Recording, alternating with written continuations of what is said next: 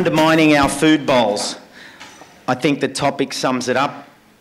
It's a big topic, it's a pertinent topic, and it's all of our business. This is everyone's business, not just big business. And we need to recognise this, and that's why we're here tonight. We've got farmers here with us are being forced from their land to be speakers, activists, and environmental warriors. That's not what they're on the land for. They're on the land because they love the land. Now they're fighting for it in a totally different forum. And they're fighting for us as well. And that's why we're having it here in the city, because us city folk need to realise that our country folk are fighting for us and for our food bowls. What we are dealing with here is agriculture under siege. Not for one moment do I suggest that we should not have a mining industry.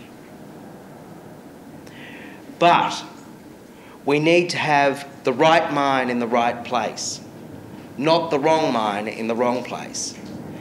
And the scale of these projects that are being proposed are the scale of which no one has ever seen before.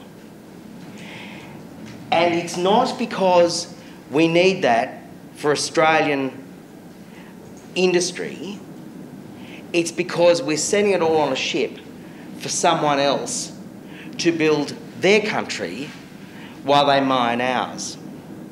What we deal with here is corruption of a scale that no one has ever seen and no one can fathom or understand. Coal seam gas mining threatens existing sustainable industries such as Hunter Valley wine and tourism, Liverpool Plains food production and Queensland beef exports, to name but a few. It also threatens natural bushland reserves such as the Pilliga scrub, and it industrialises the landscape. It can divide communities into those for and against and create economic winners and losers. And as communities lose their livelihoods and their landscape is affected, their mental health suffers. So we obviously need more regulation. The oil and gas industry body APIA assures us, and I quote from their website, "Some of the chemicals used in fracking may have some toxic characteristics. However, when diluted, such as in fracking gels, they present minimal to no harm, to no human or ecological risks." Now, I don't know how they can conclude that when there have been no comprehensive studies of animals or human populations exposed to fracking activities. This is a dangerous lack of knowledge for an industry that has already been granted tens of billions of dollars worth of projects in Australia. I've been asked to speak about the blockade, and blockades are a funny thing. Our recent blockade at Spring Ridge was in response to Santos's attempt to put up powder production in this area. Powder production is actually seen as being in the exploration phase.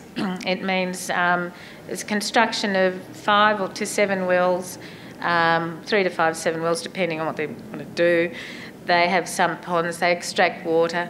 It's a way of measuring the gas. So for this to come under exploration phase, I mean, if you're thinking there's just a few people out making a couple of odd drill holes, it's nothing like this. And there has never been, in the history of New South Wales, of any gas extraction, that pilot production has not turned into full-scale production. So we sort of, the government had taken no notice of us. Santos, who were bound by the water study, Nankivell catchment water study, really were taking no notice of us. And so we called a blockade. And blockades are great in some ways. We had a fantastic response. Everybody turned up. We had over 300 visitors.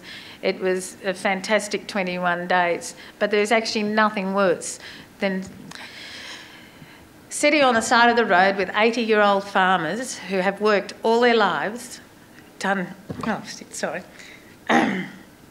sitting in the sun like it was a heat wave. And these people are sitting there protecting their patch, and the government has done nothing.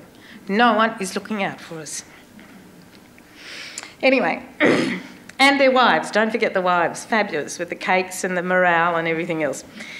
The critical issue that I see from our point of view is that Metropolitan Sydney has to get involved now.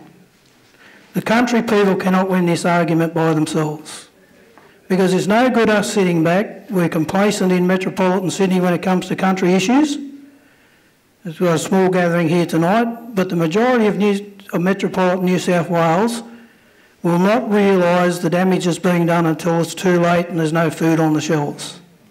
So I'd just like to give you people a commitment here tonight that Wesrock will be lobbying hard to ensure that the entire New South Wales Local Government Association supports the farmers of New South Wales and stops this ridiculous coal seam gas mining in our area. Rosemary got quite emotional, but I think some people in the room would have felt quite emotional today, because it's really, we take so much of what we have and the bounty that we have in this land for granted, and we can't afford to do that. And I think, there's nobody in this room who doesn't agree with that, but it's really timely to get reminded and to be reminded with the real feeling and passion, and also the great information you've given this evening to remind us to keep on going tomorrow and to take that out to everybody we know, and to stop taking things for granted. That there's progress that I believe we can make. If I didn't, I wouldn't get out of bed tomorrow. But it's bloody hard work, and it's something, it's very unrelenting. Thank you for the work you're doing on all of our behalves, and I hope that we can start to repay some of that work and add to the work that you're doing.